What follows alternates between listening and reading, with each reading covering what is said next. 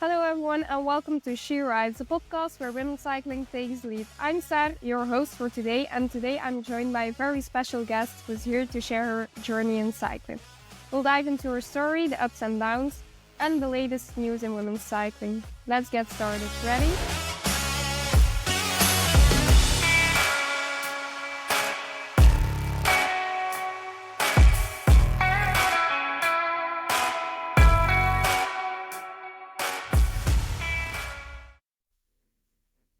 Hello everyone and welcome to episode 15 of She Rides. As you could hear it in the intro, I'm on my own. No Christophe here today. He had to go to a working event, but luckily he didn't leave me completely alone. We have a guest with us. Hi, Valerie. Hello, good evening. So maybe before we really get to know you, can you maybe tell us shortly who is Valerie Jenaer? I am a cyclist, track cyclist for sprinting discipline. And beside that, I'm also an entrepreneur. I have my own business together with my dad and my brother. So yeah, we are in a family business, which made my life pretty busy but very exciting. Nice. So we've had some crazy stories here already, but maybe yours might top everything we've heard so far. Your way to cycling wasn't exactly straightforward, right? That's completely right. It took quite a long time before I discovered the beauty of bike riding. That's true.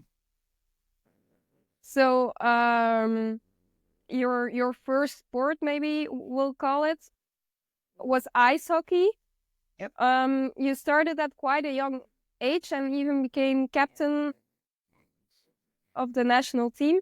How did you get into the sport? Because it's not a really big one in Belgium. No, especially not for women. But it's my dad who took me from a very young age to the ice rink on the weekends, and he was a pretty good skater as well. So I looked up to him, and I want to skate as good as he did. So that was my first connection with the ice rink, and later on I saw some guys playing hockey, and I was completely amazed. I want to do the same. So then I joined them as a woman in a men's team. And what was it like playing ice hockey, or in particular being a woman playing ice hockey maybe? Me as a person, I like to be around with the guys. So for me, that was not a big problem at all. But when the guys became men and they become stronger, Yeah. I really felt the difference between women and men. Yeah. You can train as hard as you like, but it's very hard to outbeat them, especially when they are giving you body checks and stuff like that. And since there are not very few women in Belgium who play ice hockey, if you want to do the competition on a solid level, the only option you've got is growing with the men. And I ended up in the highest division, playing with the men as the only woman in Belgium for that time. Yeah, that's quite impressive. Did you ever feel like this was really like going to be your sport for the rest of your life or career? Or did you always have the feeling like there's something missing here? When I was playing, I never missed actually something, but looking back on it, maybe there was like a desire to become professional at something. I like the sport, so I was on the right place for that. But yeah, my parents were working, so they just bring me to the club close by. It was not the best club. It was as if you want to make a breakthrough as a woman, you definitely have to go to different countries for that. And I never stepped into something like this. So maybe I missed some professional stuff in there or professional goals. The women championships were like the biggest target, but it's very hard to defend. As a company in Belgium, defend your place there. It's a tough competition. Then when and why did you decide to stop? There were a few things going on. I had some issues with the national team as a captain. I couldn't express myself anymore the way I like to do, and I decided that was better to choose another path. At the same time, we ended up in the Corona times, and there was just no training going on anymore. And I bought a bike, and it will be the next topic of the story. So there was no like hard cut. It was not that I decided to quit. Like it's over now. But it just happens. It just happens. Yeah. Okay. But you also did something completely different for a while, bobsleigh. True. How did you end up in yet another sport that isn't a big thing in Belgium? There was a friend of mine. She let me know, I'm going to do some trials. I was interested at trials for what? Yeah, bobsleigh. I was like, her bobsleigh. And I just joined her. First, it was for supporting her, but then I decided to take my shoes with me. And we were with 60 participants, and we ended up with 5 people who were selected. And a nice story about it was we had a physio who was coming with us to the national team and to the world championships with the ice hockey. It was Valerie Jenaer, and she was participating in a bobsleigh program at that time. And I remember I was coming back from the world championships, and I told my friends, I don't know how, I don't know when, but one day I'm going to ride a bobsleigh. And a few years later it happened, so it's a nice story about it. Yeah. And what was it like to bobsleigh? How was the experience? For me, it's hard to express that in English. It's crazy. It's even in words. It's such a unique feeling. Driving down a bobsleigh with 120 km an hour. In the beginning, having no clue what's going on. You really feel yourself in the movie of Cool Runnings. So it was a crazy experience. I'm so lucky to have been placed in the position of a pilot. I think there are only 10 or 20 women in Belgium who share the same experience as me as a pilot. But maybe in the end it wasn't the sport for you, right? Yeah, that's true, because as a starting pilot, you need to fund everything by yourself. You're the owner of the team. The cost of it is like crazy. You have to put in a lot of money with a big uncertainty that you ever get somewhere. And it was not the right moment for me at that time. I started my studies, and I felt that if I choose the path of bobsleigh, I maybe never finished my studies. You're away very often for long times. So I choose a bit for my future, I guess, at that moment. Yeah. So about studying, when you were at college, you found another sport, rowing. How was that? And again, how did you start competing there? Yeah, there was something that was going on from an early age as well. My parents and their friends, they had a meeting once a year at the bridge in the town, and there was a college competition in rowing. I had no clue what actually was going on there, but I remember lots of people on the bridge and singing together and partying together, that the bridge was even like bouncing. That I will never forget. It was Sam Boris who sang that song Laat het gras maar groeien, and people were going crazy. And then I went to the high school, and my first stop was at the sports department, and I was like, how can I get in this rowing team? And I actually combined it one year with ice hockey, rowing, and bobsleigh.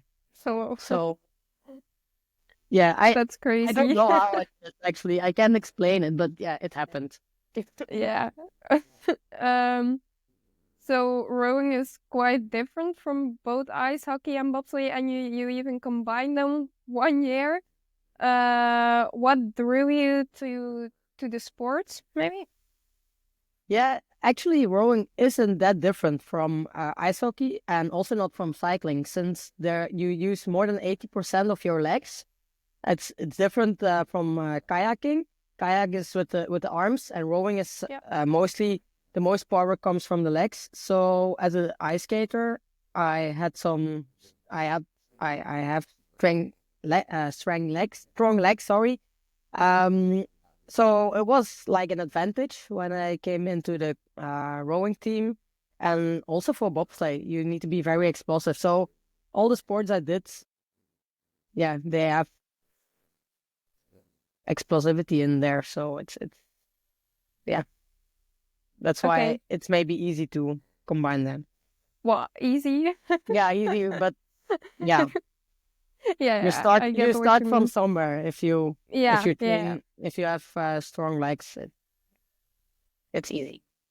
So, and after all these different sports we've talked about, I think we can finally switch to bikes now. Yeah. So, you've mentioned it a couple of minutes ago. COVID came, and Yeah. you finally found your way to cycling. How did you find your way? Um, it was because a friend of mine, actually, he was passionate about cycling and he was always talking about cycling. I was like, I have no idea what's going on in that world. It was nice to see his passion, but I really had no things with cycling at that moment.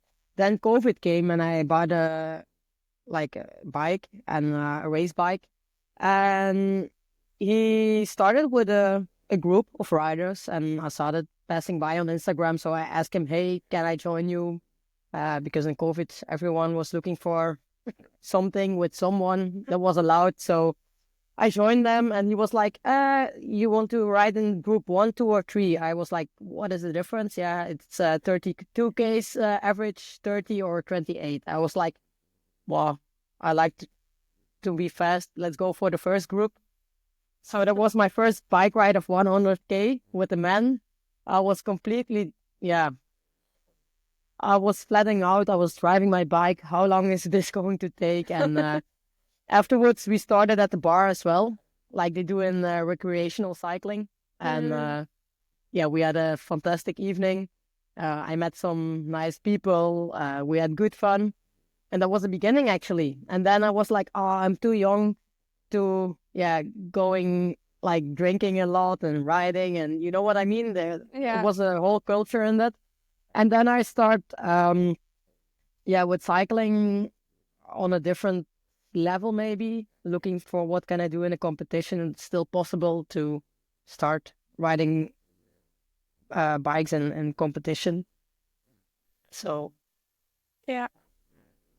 Did you immediately have like a feeling like this is my thing, or did that only come later when you really rolled into it?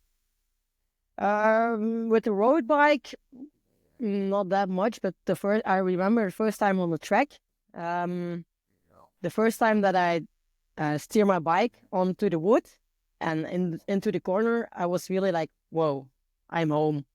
I told myself the first corner was, I want to do more of this. So Nice. yeah. So when you started riding and decided like I want to go for this, you participated in this competition in Belgium, Koers zoekt vrouw. Can you Sure. maybe tell us a bit more about that? Yeah. So in the Corona times, they popped out a Strava competition. I picked it up because at that time Strava and comms were like very interesting.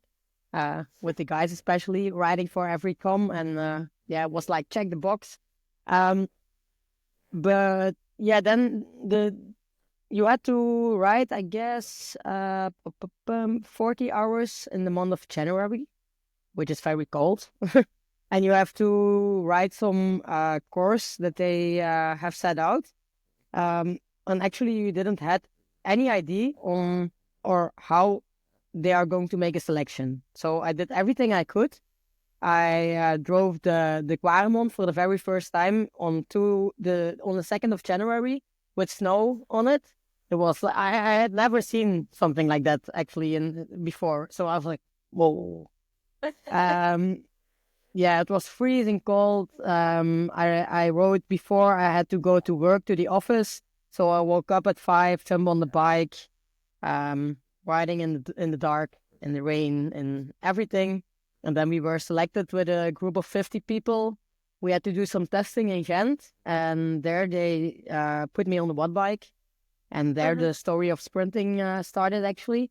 Then I was selected with the final 10 who had to ride against each other, and the big goal was like a pro contract with the Saar Casino cycling team. And I ended up 6th, I guess. Yeah. But then I switched to track cycling after that. So then, your story in track cycling really started. Everything went really fast, right? Yeah. How was that? I can imagine that was pretty overwhelming. Yeah, it was from one side and also not, because I'm a type of person who like to get some things fast and also talk to people, look who is my person for what, and yeah, I create my own path into it. First it was getting like a better bike, then it was like getting better small stuff on the bike. Where can I do some practice? Where can I do some sprint specific practice? Where are the first races? Stuff like that. And yeah, things started quite fast actually after that. Yeah. Did you ever realize, like, I'm doing something pretty special? Like, this is not normal. That everything's going so fast here, or does it feel really natural? I think it's a combination of the opportunities at that moment, also for the sprinters. As I heard, it wasn't always there weren't always those opportunities before. So I think it's also something of the right time, being at the right place at the right time, something like that. And I didn't start from scratch, since I was trained as a multiple disciplined athlete. Very so it's normal that you can pick up different things very quickly. I also like to steal with eyes, like look on how good riders do things, and adapt to yourself. So I think that's how you got into cycling. But whoever's thinks right now that all the crazy and special things stop here, they aren't right. Like, you're probably one of the best examples of a busy bee. So you work in your family business. Was that always something like you wanted to do, or? Yeah, from a young age, I look up to entrepreneurs, people, actually high performers, if it's in sport or in business. And since a young age, I'm looking for something to run by myself, to find something unique, to create something, to make things happen. And a few years ago, I saw some opportunities in the business of my dad.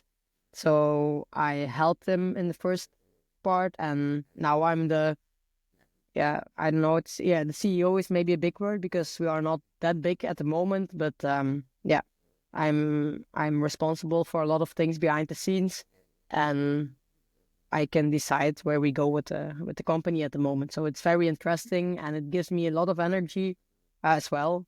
So I like it a lot.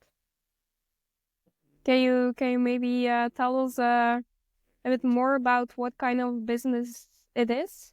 Yeah, we are active in renewable energies. So everything with heating pumps, ventilation, floor heating, solar, and charging opportunities. We are looking for the best way to use energy in the most efficient ways. And it's a ongoing business with lots of innovation. And it's very interesting to be part of that. Mm-hmm. And on top of that, you started your own team. Sure. Maybe while we're at it, tell us a bit more about that too.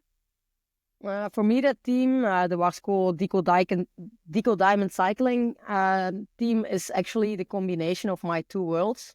I bring sport and business together, and for me, it's like a dream come true to bring high performers from sports and business together, share their own experiences, learn from each other. That's something that was on my mind for a long time, and it went pretty quickly. Very nice for me. We have a lot of partners and nice companies who support me as an athlete, as a person, but who also share their values, share their experiences. Mm-hmm. Nice. So if we heard all of this, it's pretty clear you have an insanely busy life. How do you balance everything? I try to, but it's not always possible. I always say, if you want something, you can do it. If you want it bad enough, you will always find time for it. But the energy is not always there. I have to say that as well. It's not always easy. I have ups and downs as well. But I think it's worth the battle for that, because when things go right, I have the most beautiful life there is. So yeah. If it was easy, everyone would do it. So I don't like easy. Yeah. And so maybe what does an average day in your life look like? Okay. Most of the time I wake up between 5 and 6:30 without an alarm. It's just my natural habit, I guess. Then I start with a cup of coffee. I can't live without. It's my fuel for the day. I'm a bit addicted to it as well, so it's not always that healthy, but yeah, okay. And then I open up my PC, do some mailings. I have a view on my schedule of the day. I plan some things, but I also know that the day can end up very different. Heading up to selection for the Olympics, the training was my biggest priority, and I fit my work around it. It was not possible every time because I have some responsibilities as well. So I make sure my work is done, even if I have to work for it until very late nights or very early mornings. But yeah, that was the only option to make sure I can go to the training. But now the goals are a bit like less at the moment. So my focus is more on the business for this time. I hope to make things happen there as well, so I can pick up cycling when the goals are there again. And that's my way of balancing it. And I think I'm lucky that everything's happened at the right time or not happen at that time. So I have the feeling that if things happen, it's always beneficial for my other big things or my other goals in life. If you're not selected, you have time for the business. And if the business doesn't work out pretty well at some points, and you can ride good times and you can experience the beauties of sports, so that's my balance, my unbalanced balance. Do you maybe ever have the feeling like all the things you do off the bike, no matter how much you love them, slow down your progress as a track sprinter? Yeah, you can really feel it, and it's something mental you have to give a place. I can talk about this a lot, but it won't change anything. I will never quit my job or go out of business because you have to earn money, and that's my biggest priority. I want to make an income for myself, for the people I love, and I want to become someone in the world of entrepreneurs as well. So yeah, it definitely have influence on riding the bike, knowing that you have to ride against people who are professional in it, who Yeah. have enough sleep, who can focus only on cycling. So that's my own challenge. Yeah, it's not easy a period like that. You have a lot of uncertainties. You have to squeeze yourself, especially when you are combining it with working. Um, but overall, I think the journey is more important than the outcome. Even Yeah. when it's the Olympics, it's very strange to say after all, because as an athlete, yeah, that's the biggest thing there is. Being on the Olympic event for once in your life. But I'm really thankful for living that dream, having been so close to it, and I'm really proud, yeah, of how I managed it to come that close. So, yeah, even when it's even when you're not selected, I think you have to look on the things that went well, and yeah, you have a lot of training, you have a lot of progress. So I'm very proud of that overall. So and then when the final decision came, you weren't selected.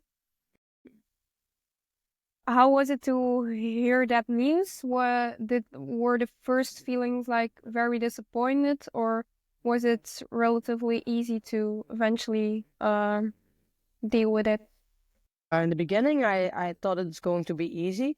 Like I was like, okay, yeah, but then you start thinking, and it's like, oh, that was such a unique experience right before you, and it's like pulled off again. But if I'm like if I'm honest, I'm only 3 years in the sport. If Mm. you don't belong there yet. It would have been too early actually. It would have been a crazy experience, but it's also not myself who get the ticket. It's because of Nicky de Grendele scored a ticket for 2 disciplines that Belgium was allowed to send a second rider. Mm. So it was like a golden ticket, and maybe it wasn't the right time for it. Maybe it Yeah. would be even nicer within 4 years if I can select myself in points and Yeah. really have something to say there. So everything happens for the reason, I guess, and it wasn't my time. Yeah. Um, and then of course we had post Olympic the Worlds last year, and now the European champions coming up Yep. this week. The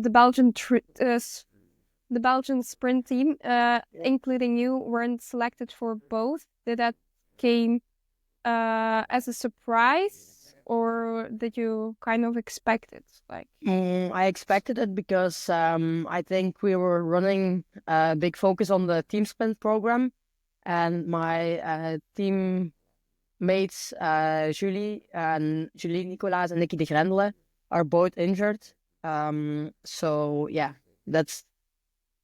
yeah, made it quite expected that we were not going to the Europeans in our own country. Yeah. I can imagine it's not the nicest thing to not get selected for an event that's basically happening in your backyard. Yeah, that's true. Do you think it's disappointing? Maybe, of course, you have the reason that your teammates are injured, but is it in some ways disappointed that you can go individually? It is, but to be honest, I'm also not in my best shape at the moment. After the Olympics, I put a bit more focus on my business. since I felt there was not much going on at the track. So I had to choose. I was running on a low energy level as well, so I had to choose my battles. And if I would love to continue cycling for some more years, I really have to pick out the things now which gives me energy and which is beneficial for the future. And for this moment, it's working on my company, so that I can jump in track cycling if things go in the right direction again. So yeah, it's disappointing, but you also don't want to participate in your own town being not in the best version of yourself. So I really understand the decision of the federation. Went to the track today and they were building up everything. And I was first like, oh, it's a bit like disappointing seeing everything happen there. But then I had a good business meeting and the people who were in front of me signed a nice contract. So I was like, okay, that's also nice to sign it here. And that's my win for today or for the championships. Yeah. It helps you relativize it. Exactly. And that's if you ask me how I can balance things, it's in that way. If it's not going well on the track and you have a good day in the business and the other way around, that's how I do it. Yeah. So if we look ahead, do you maybe already have a vague idea of what's on the calendar? Yeah, I have a chat yesterday with the head coach, and we made a schedule like very rough from now on until the next Olympics over 4 years. And really this year is like building on myself, gaining more experience with not that big targets. So it's not that we're going to World Cups, probably also not World Champs, but really focusing on C1 level. And to be honest, it's nice because I was very new in the sport and I had to participate with pro athletes who do this for 10 years. And it's very nice. But on the other side, it's also, after a while, you need some races at your own level to get confident in it, to build your own style of a rider, of riding a bike and becoming a sprinter. And so it's also good for 1 year, just building on the base again, and then find some new targets to hit. Mm-hmm. Yeah, you got basically dropped into the pro athlete levels, and that was maybe a little too fast at that point. Yeah, it's nice to be on such events, but you also know that you can't do that much there. You can show who you are, and it's also it's nice if you can control a race, and you also learn more about more from races when you're in control. Then you have to ride against Emma Hinse, and you're just like, what will be it today? It's like so yeah.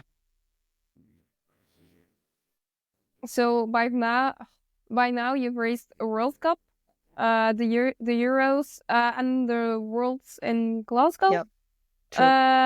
How is it to be part of the Belgian national team? It's very nice, and my biggest goal actually in cycling, since I was captain of the national team, so it was my first national team. Then I was member of the Belgian Bullets, was the second national team, and I really want to hit the third one and ride in the blue jerseys of BioRacer. So that was really a dream came true.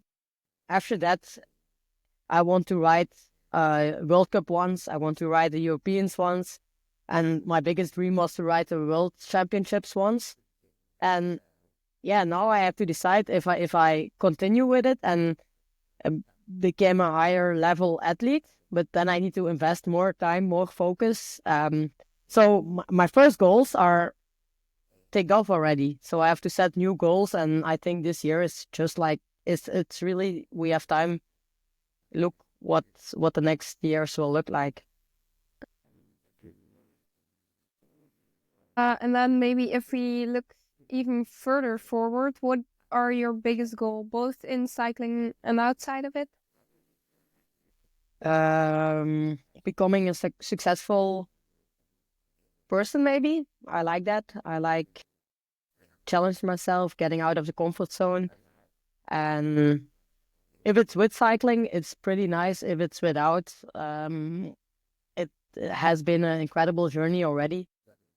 But I think I can still enjoy it for more years.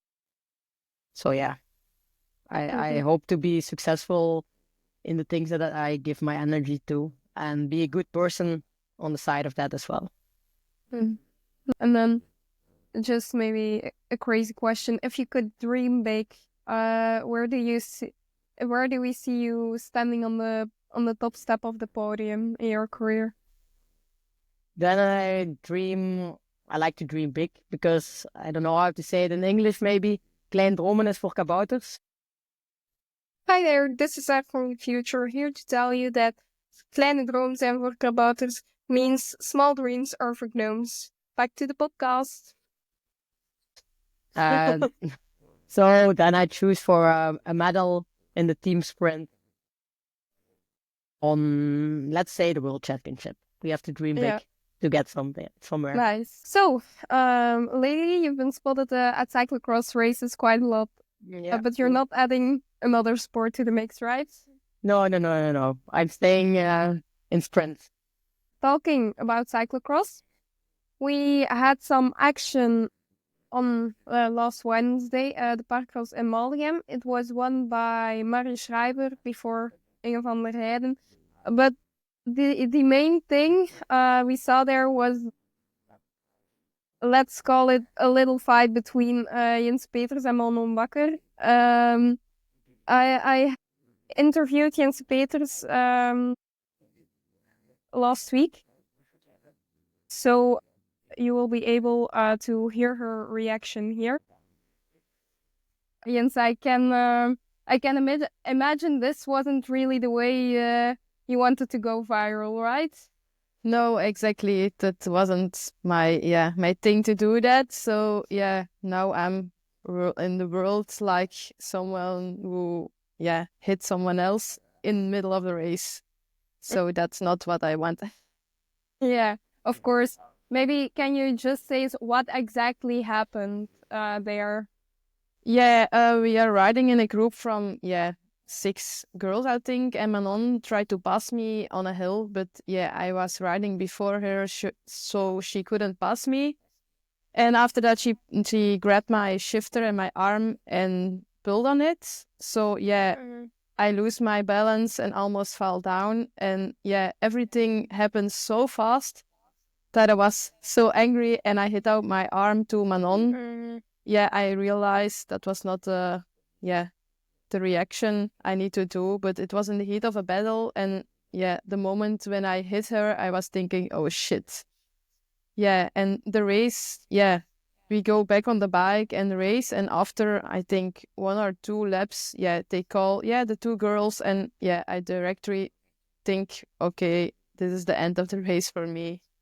I understand. Maybe about that disqualification, do you think it was the correct thing for both of you? The correct action of the jury? Yeah, of course. When the jury didn't do something about that, that's not good for the cyclocross. We did something, that was not correct. So the disqualification was, correct. Of course, this is not the way we want to race and battle for a place. I understand. And then maybe I think there was spent enough attention on this topic now. It was maybe not the smartest decision, but in the heat of the moment. So we'll let this go right now. But how has your season been? Are you happy about the season? Yes, my season was not very good, but also not bad. But I felt good now. So I hope I can race the next races very good and go for a good place. Do you have any specific goals for the short season ahead, or is your focus mainly on the next cyclocross winter? Yes, no, I don't have so things I have to do now. The next races just go full in and right. Normally I go on the road after Oostmaal. So I don't know how long, but then I need some rest and focus for next cyclocross winter. I can say I talked with Manon after the race also, and we apologized to each other. So we are together. We are clear. So that's something the pers didn't know, but I want to say that. Yeah, okay, great. Thank Thank you. you.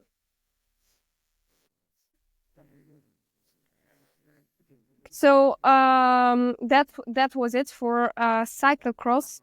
We also had It's Friday Now, so which means we had the first 2 stages of the UAE tour. Basically, the 2 first stages were the Weebus show. In stage 1, there was quite a big crash with the DNF for Letitia Paternoster and Alison Jackson fractured her scaphoids. She did finish 11th, so that was quite impressive. And then another main thing was maybe Longoborghini. They did quite an impressive lead out. And then even in the last couple of meters, there was a crash in the sprint by a Phoenix Koenig rider.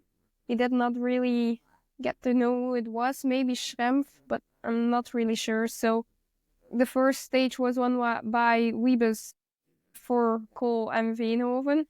For Cole, maybe a little painful after saying to Wieler that she was the fastest sprinter in the world, but she still has some days to prove that. And then the second stage was excellence from the beginning till the end. There were also a few crashes, but at the moment I don't think there are a lot of riders really hurt. Then at the start, immediately in the first kilometer, during the echelons, we had a little elite group in the front with Wiebes, Longoborghini, Gillespie, Swinkels, and Williams. In the last 20 kilometers, you could maybe think that they were gonna get caught, but they didn't. So they sprinted for the win, with again Wiebes being super strong, finishing for Williams and Gillespie. But good news for Longoborghini, her classification,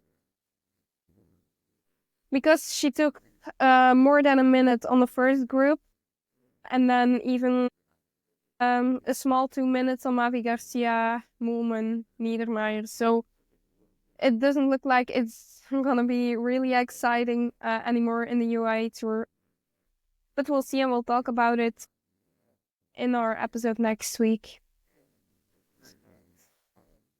So that was it for the latest news. Valerie, you haven't been in cycling for that long, but we have like this standard question for every guest. Mhm. How do you think women's cycling has evolved in the past few years?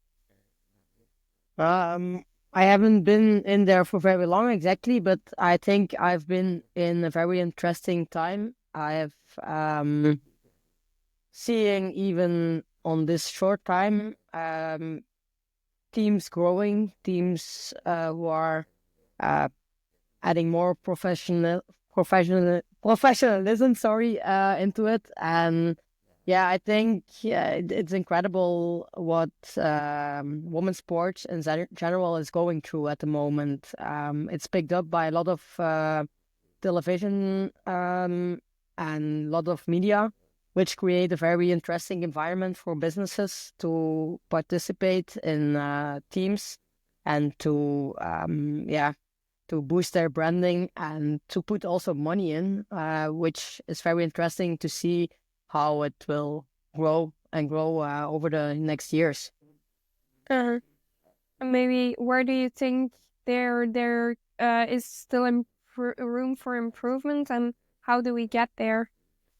That's a good question. I think one of the biggest improvements they can make is doing more research on specific features of the female body compared to men's sports. I think a woman body is built in a different way and you can't compare it one-on-one. So I think about saddle issues, the menstruation cycle of a woman, that you can have highs and lows maybe in the process.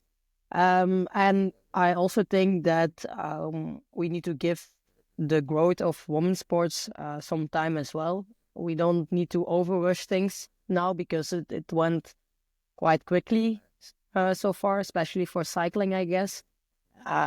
So you can close the gap in a very short time. It needs time, but I think we definitely go in a good direction. Yeah. And then maybe to wrap things up here, what can we wish you for the coming years?